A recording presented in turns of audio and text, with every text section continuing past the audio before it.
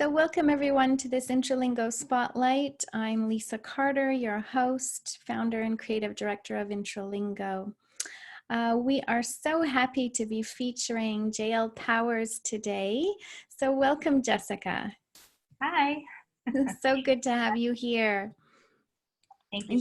So Jessica, you're an author, and we're going to be talking about two of your books today, primarily Underwater, but also the prequel to that. You're also a publisher at Catalyst Press. You are an editor at Cinco Puntos Press. You're an advocate for diversity in children's literature. And I saw that just a couple of weeks ago, Publishers Weekly named you as one of their MVPs. So congratulations on all of that. Thank you. That was a surprise. A wonderful surprise. Yeah. So what would you say is the core of all of your work? Like it's very disparate, but it's all related. How do you describe what you're about in your work?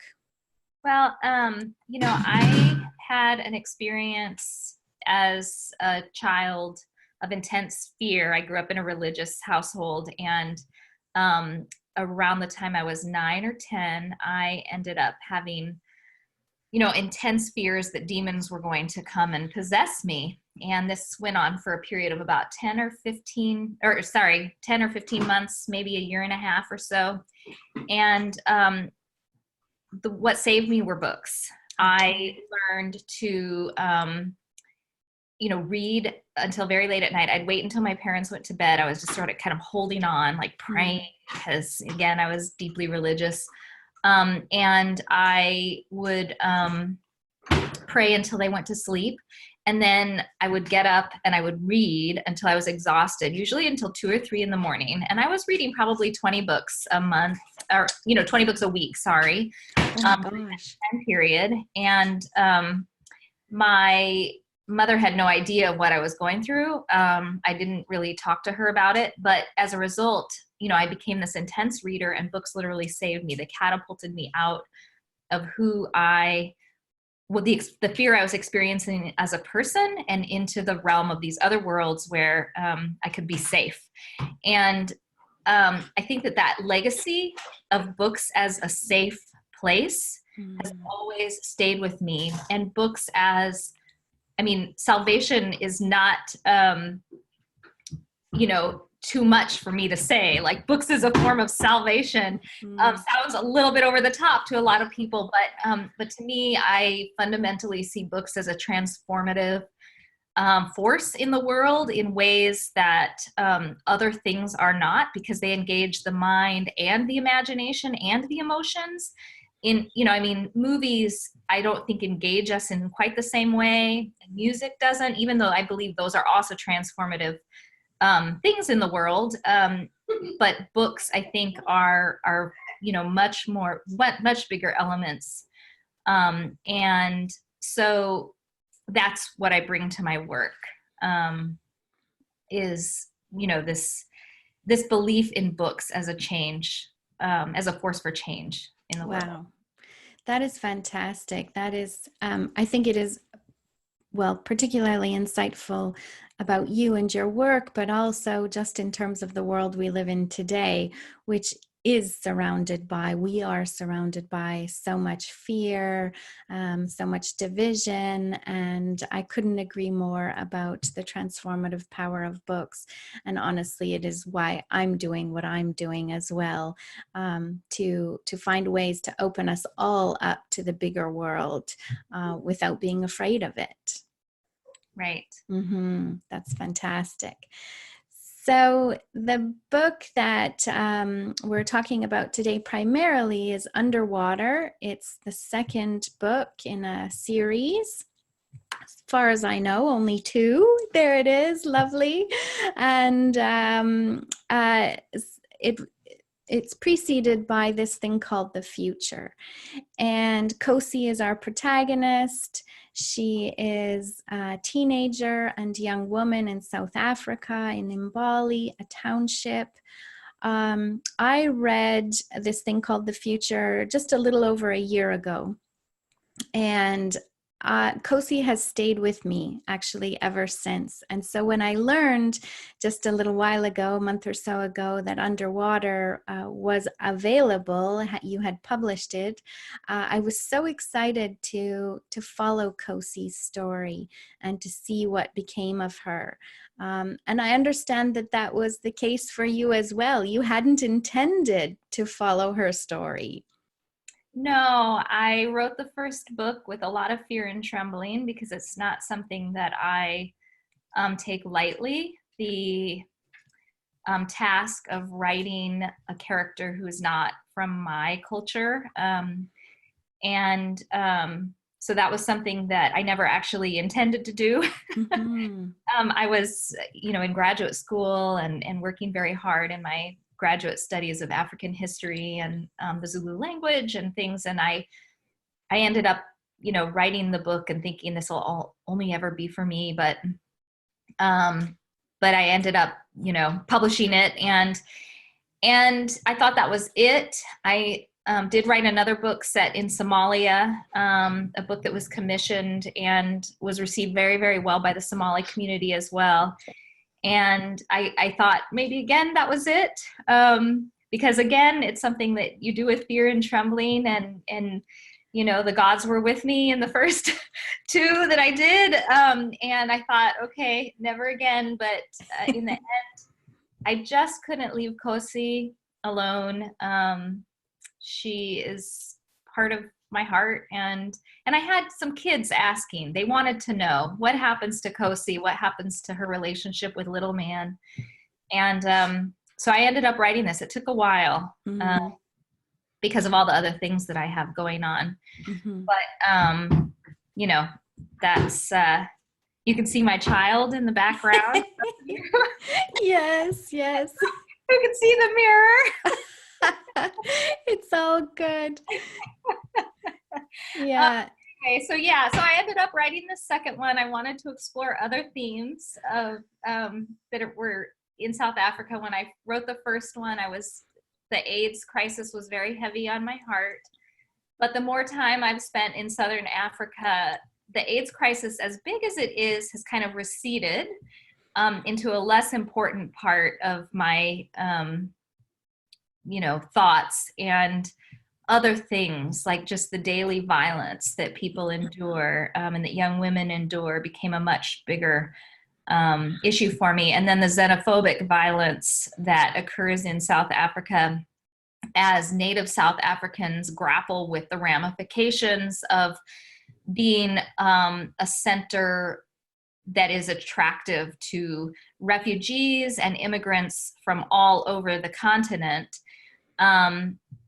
which is similar to, issues that Americans also grapple with. And so I wanted to explore those issues. And I ended up doing it with Kosi because I knew her so very well. And there will be a third one, but I haven't started it yet. And I don't know what it will deal with, but it will continue her story. Wonderful. I'm so glad to hear that.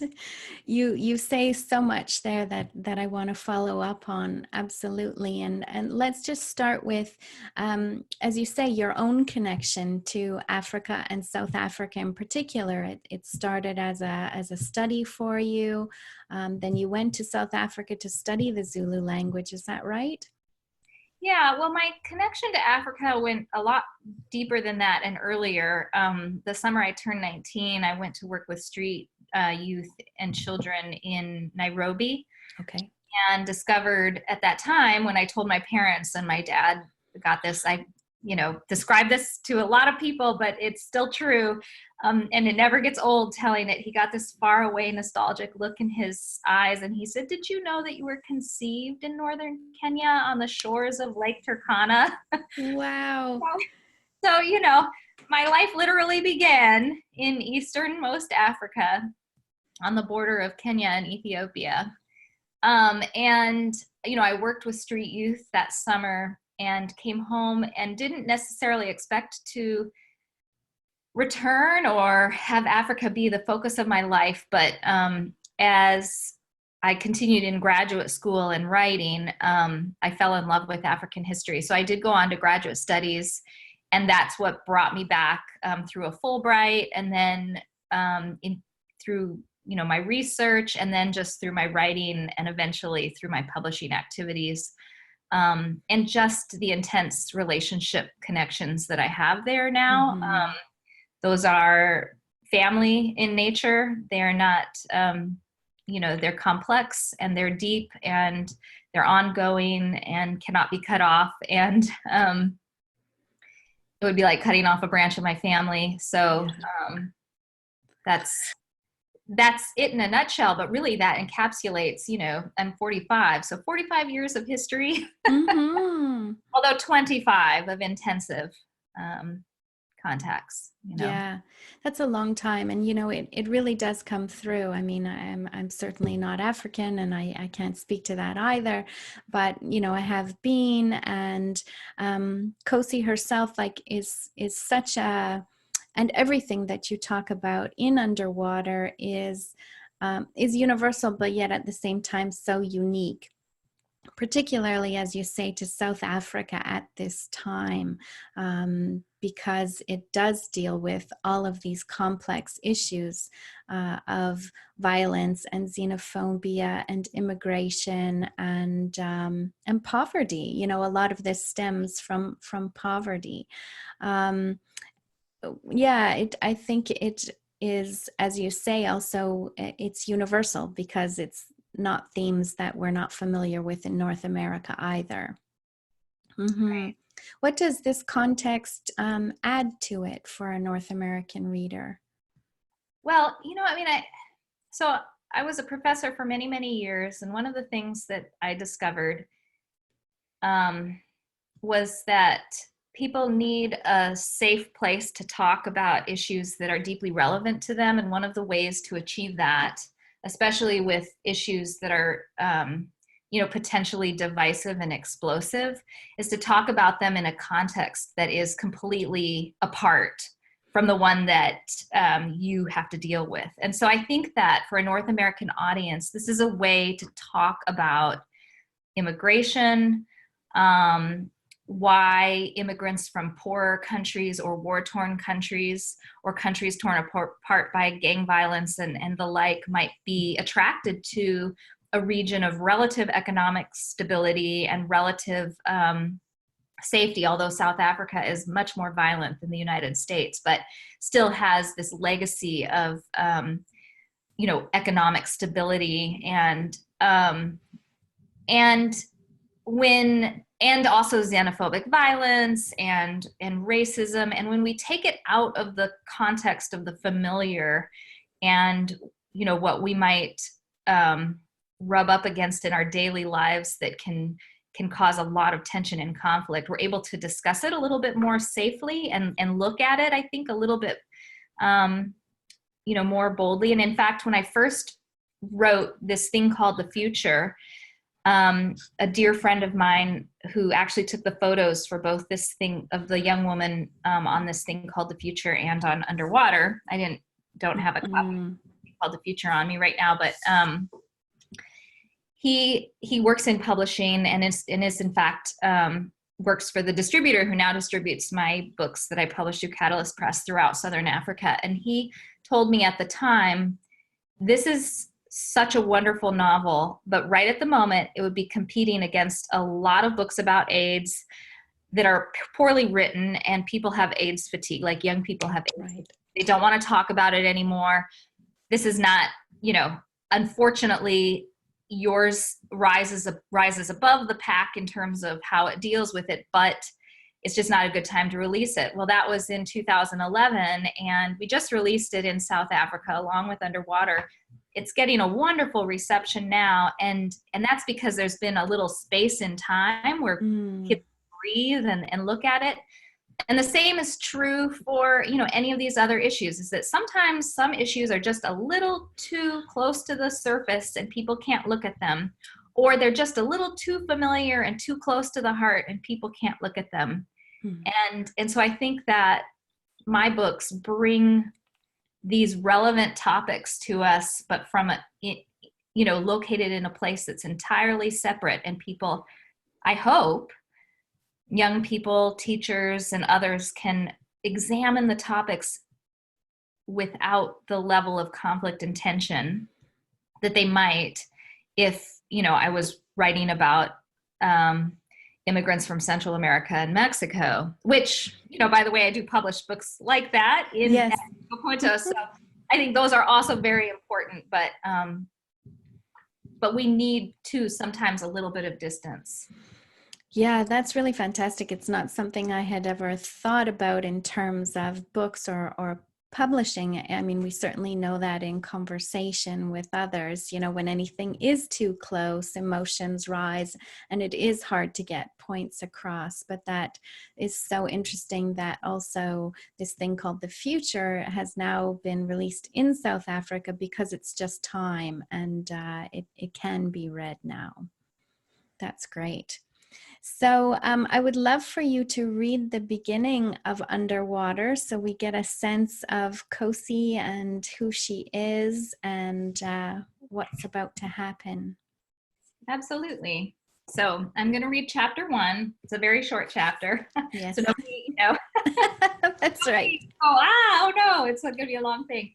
So chapter 1, and this happened 3 years ago. So 3 years before this main start of the novel. So chapter 1, 3 years ago.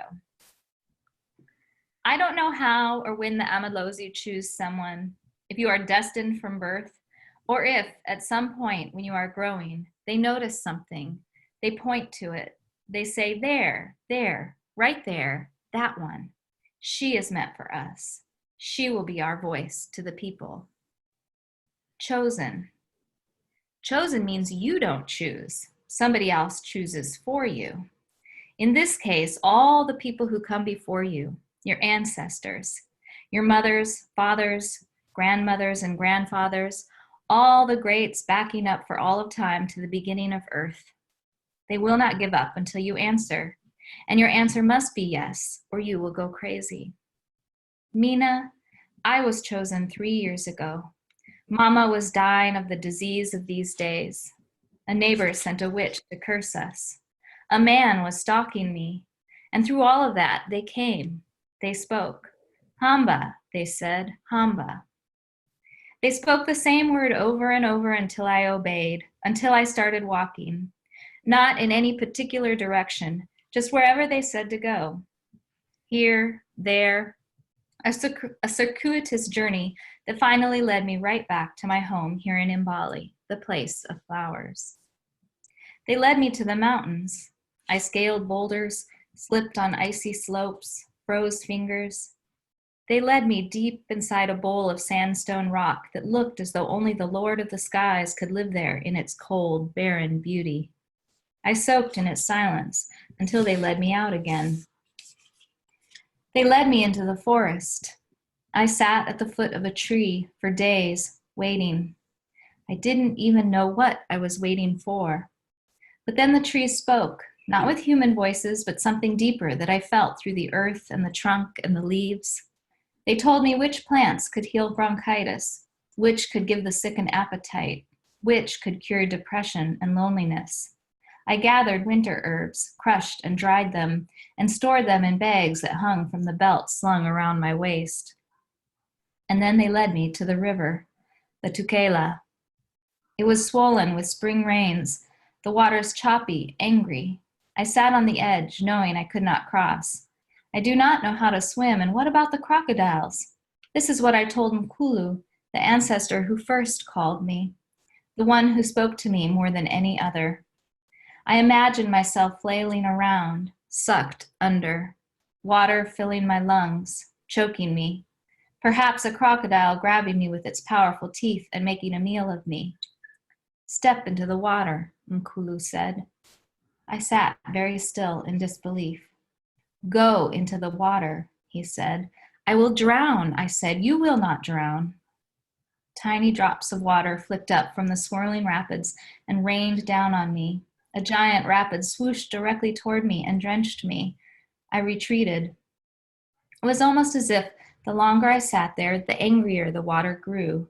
And then it was swelling and growing, overflowing its banks, little rivulets reaching me where I stood. Go into the water, he said. I wasn't prepared for this. I wasn't prepared that this might be the way I die. That after burying Mama, after leaving Gogo and Z behind for this journey, that I might be saying goodbye forever. That my crazy, rabid ancestors were actually out to kill me. A snorting, shuffling sound from behind, hot breath on my ankles, a crocodile lumbering toward the water, toward me. Dear God, hopefully it isn't hungry, I prayed. I hoped it wouldn't follow me into the water, because that was where I was going, even if I didn't want to. The water was ice cold. Bumps sprang up all over my skin. The crocodile let loose a long, low growl. I was in as deep as my waist, hesitating. You didn't have to send a crocodile to push me in, Nkulu. It opened its mouth, snapped its teeth. Or maybe you did. I wanted to believe I wasn't afraid of death. After all, I had seen my mama cross the river and join the Amadlozi on the other side. The ancestors, so numerous they were like a herd of black and white striped Amadube crossing the plains. They welcomed her with joyous cries. My very bones were certain of this truth, that death is just the next thing after this thing. But still, Nkulu, I said, as the crocodile nudged me deeper into the watery depths. I'm not ready to die. And that's chapter 1. That's chapter 1. Yeah, so Kosi is 17, I think, at this point in the book. She has been through so much. She has lost her mother to AIDS. As we learn very soon in this book, she has now lost her grandmother. So she is responsible for her younger sister, Z. And she's responsible for a lot more because, as that chapter introduces, she has been chosen to become a Sangoma. It's a lot of responsibility for a young woman, and yet she is still just a young woman. Mm-hmm. Yeah, I mean, I think that many young, so you can be called at any stage of life to be a Sangoma, for those of, who are called to it, but many times it does occur when people are young. Mm-hmm. And this notion of Sangoma, I mean, it is still a relevant, a healer, a wise woman is still a relevant role in South African and Zulu society today, is it not? It's not just relevant, it's crucial and pivotal. And I think that it's impossible actually to understand rural or urban communities of Africans of any ethnic heritage in South Africa and actually around the continent without understanding the role, the pivotal role that these healers play. They are the pulse of the community. If you want to know what's happening in any community, you must speak to the Sangomas. Mm-hmm. They may not tell you, but that is where the knowledge lies of what's going on in the community. Because they're much more than just herbalists and doctors, although they do perform those roles. They are also spiritual healers, and they are the guardians kind of tradition and morals of the community. And so they are the guardians too of conflict. So when people, this was a really intriguing concept to me, and also something that I kind of fell in love with, is that the Zulu people understand conflict as an illness. It is not simply some external thing. It is actually an illness, and so to be healed is also a communal thing too. So you may go to a Sangoma about an issue that is a conflict in nature, and for healing to occur, there must be restoration within the community. And so Sangomas also play a role in resolving communal conflicts and familial conflicts as well. So they play a very important role. Yeah. And that adds so much depth to everything that happens to Kosi in this book, because she is the focal point of a lot of conflict within her family, within the community. Um, she is to play this pivotal role, but she's new and everyone still sees her as being very young, and they don't quite trust her. Some do, but not all. That really adds a layer to how we see Kosi, excuse me, as she takes her first steps as a Sangoma. Mm-hmm. Yeah, no, I mean, she is uncertain, but she's learning to Mm-hmm. trust her ancestors, even when they ask her to do things that seem, um, you know, not right somehow. Um, and and of course, as a young person and as a new Sangoma, and as a Sangoma who's speaking out against norms in the community that people want to keep, particularly the xenophobic violence, she is seen as a threat. And I think that that's true. You know, there are Sangomas often who are seen as threats, and it can make it difficult for them to practice their craft. Mm-hmm. Negotiating a very difficult path. Um, so I don't think, she's that unusual in that regard. Any Sangoma who speaks out against things in the community that people want to keep as norms can be ostracized or, sometimes dealt with harshly. Right. And Kosi does take on that political sort of role as well, about the violence in the community, also in terms of the taxi wars that are going on, which her boyfriend is involved in. Yeah, and I think, you know, um, Sangomas sometimes, I mean, just to speak broadly about Sangomas sometimes make a choice, and, they don't always make the choice to speak for truth, but sometimes to speak for tradition.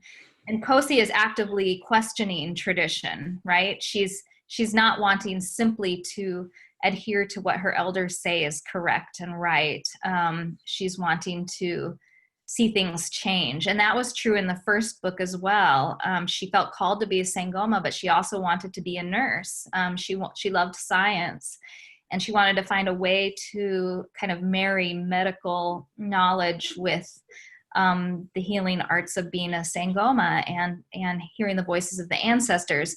And so I think that that's continued here in this book, where she is questioning certain traditions that may actually be harmful to her community, and at the same time wanting to honor those that are not. And so she's in a very difficult position. Yeah. Yeah, she absolutely is. And I love also the sort of circular structure of the novel, in that it begins as she tells us about her original message from the ancestors, which is to run, to go, which she does, and she's forced into the water. And the book ends with that as well. She is also told again by the ancestors to run, to go. Um, and water is this powerful element, as the title would suggest, underwater. So in some ways, so much has progressed, and yet we're back at the beginning again. A whole new phase is about to start for Kosi's life. Well, she has this moment early on where she's talking with a Somali immigrant, and he had been a medical doctor in his old country, and now he owns a small tuck shop, and he sells cigarettes and oranges and soda pop. You can tell my parents were from the Midwest. It's good. I'm Canadian.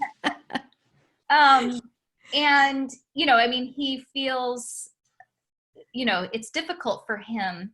And, Kosi reminds him that his role is still an important role in the community. But for her, she's also thinking, what is it like to have to leave everything behind in order to be safe, in order, to save your life? And she has to endure that at the very end, right? She has to flee for her very life. And so she actually experiences what the Somali immigrant had to experience leaving his war-torn country. And I think that, most of us don't have to put ourselves quite in the shoes of other people in that way, but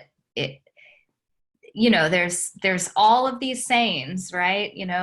Walk in another person's shoes or moccasins for so many miles before you judge them, and I think that we can all do that, and we all should do that.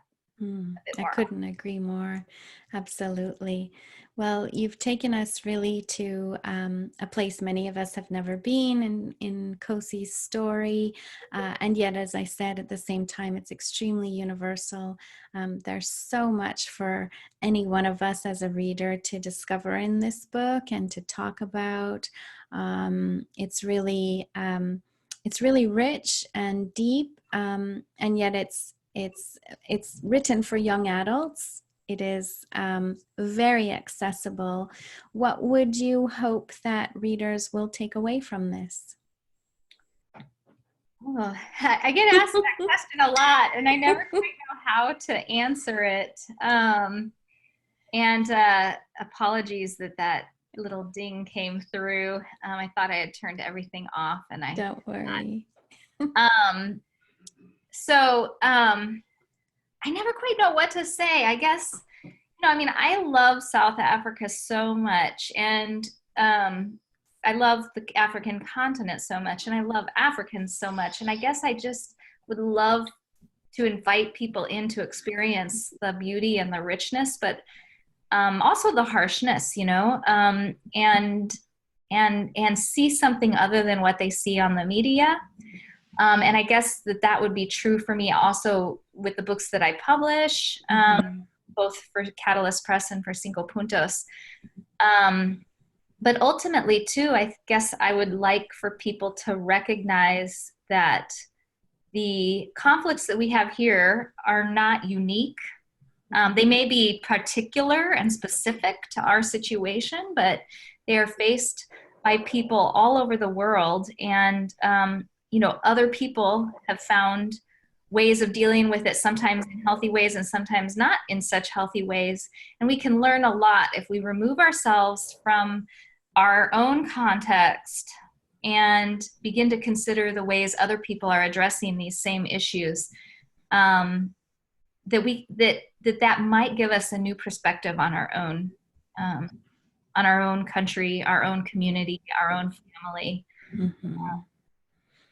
Yeah, wonderful. I think it can't help but do that, because that's exactly the purpose, as we started talking about at the beginning, of books, of literature. They take us places that, we can't necessarily go, and yet they allow us to reflect on our own environment and world and come to terms with all of it. Absolutely. Yeah. Well, thank you so much, Jessica, for the book Underwater, for this thing called The Future as well. I personally will be waiting with bated breath for the next book with Kosi. Thank you for all of the books that you publish as well. We will make sure to include your full bio and links in the show notes so that everyone watching knows how to find you and your work, and read the books, and as you say, experience a piece of the world that you love so much. Thank you. Yeah, wonderful. Thank you to everyone for watching. I really do hope you enjoyed this spotlight. It would be greatly appreciated if you would like, share, subscribe to the channel, so that we can continue to bring you more authors and books from around the world.